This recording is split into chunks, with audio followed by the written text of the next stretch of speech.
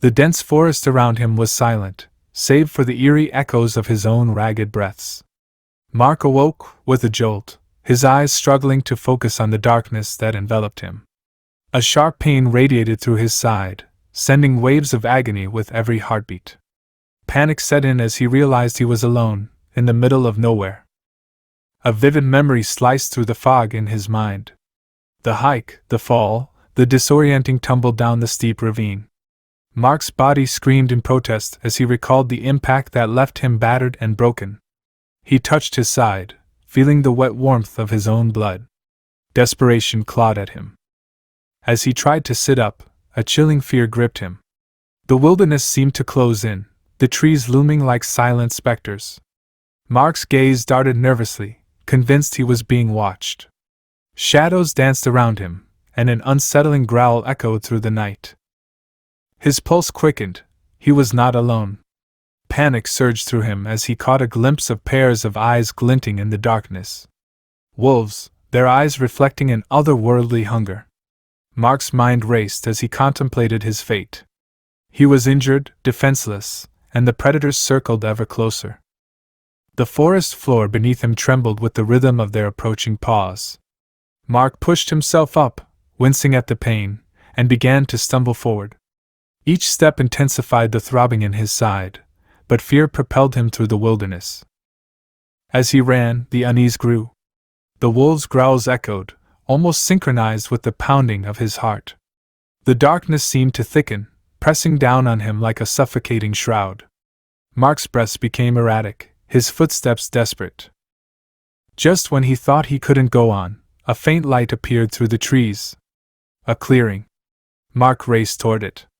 The moonlight bathed the small meadow, revealing a dilapidated cabin at its center.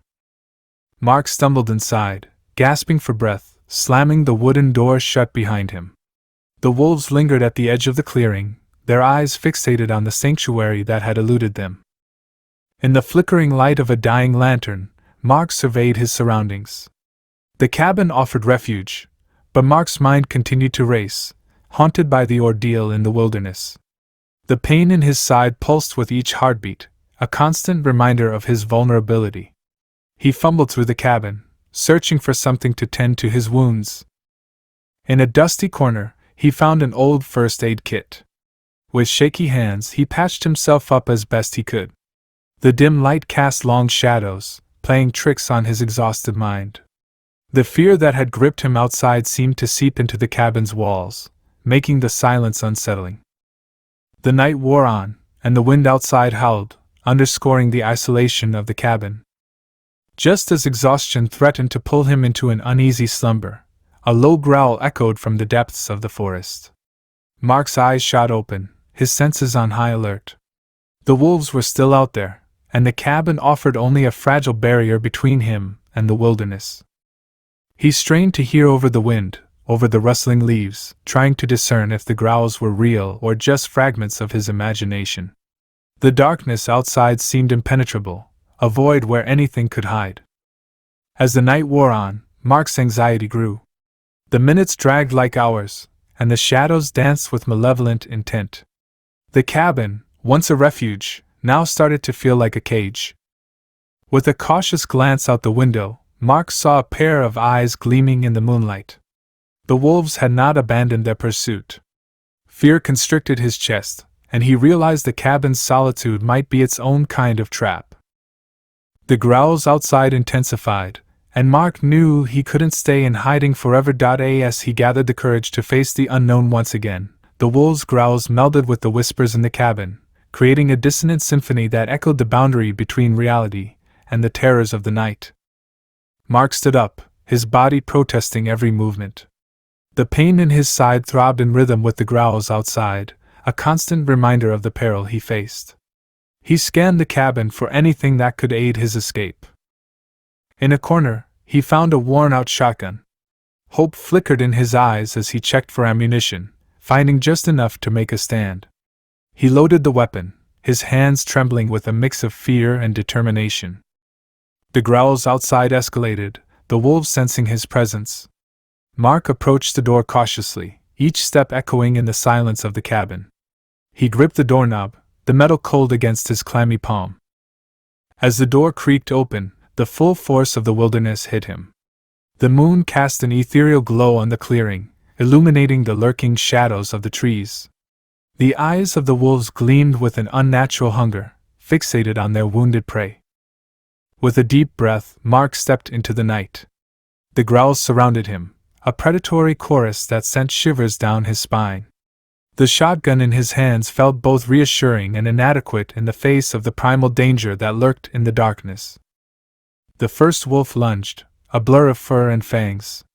Mark's heart pounded as he fired the shotgun, the deafening blast reverberating through the wilderness.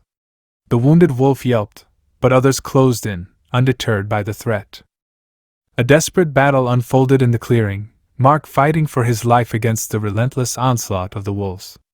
His movements were fueled by adrenaline and fear, each shot a defiant echo against the eerie stillness of the night. As the last wolf retreated into the shadows, Mark stood alone, panting and battered. The wilderness, once a mysterious and haunting expanse, now lay silent. The cabin stood as a lonely outpost, a testament to the struggle between man and nature. Mark trudged through the aftermath of the encounter, the moonlight casting long shadows on the forest floor. His surroundings felt alien, as if the trees themselves held the memories of the recent struggle. The pain in his side persisted, a constant reminder of the battle he had waged against the wilderness. The path ahead was uncertain, but the cabin's solitude no longer beckoned. Mark pressed on, guided by an instinct to put distance between himself and the haunting echoes of the night. As he journeyed deeper into the wilderness, Mark's senses remained on edge. The fear of being watched lingered, and the growls, though distant, echoed in his mind. Every rustle of leaves or snapping twigs sent a jolt of adrenaline through his weary body. The night wore on, and the wilderness unveiled its mysteries. Mark stumbled upon a hidden pond, its still waters reflecting the moon's glow.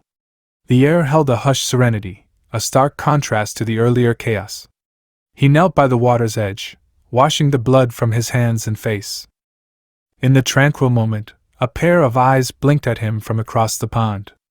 Mark's heart skipped a beat, but this time, the eyes belonged to a wounded doe.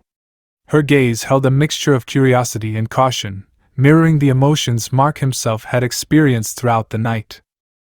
A newfound connection unfolded between man and nature, a silent acknowledgement of the shared vulnerability that bound them.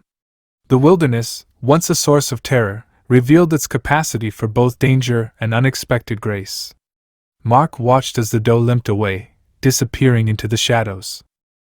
As dawn approached, the first light of morning painted the sky in hues of pink and gold. Mark emerged from the wilderness, his body battered but spirit unbroken. The echoes of the abyss began to fade, replaced by the waking sounds of birdsong and rustling leaves. As he kept walking, Mark encountered signs of life awakening in the forest.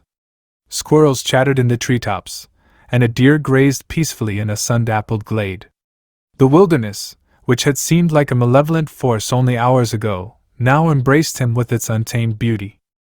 As Mark emerged from the wilderness, he felt the first rays of sunlight warm his weary face. The world around him transformed with the dawn, bathed in a golden glow that seemed to chase away the lingering shadows.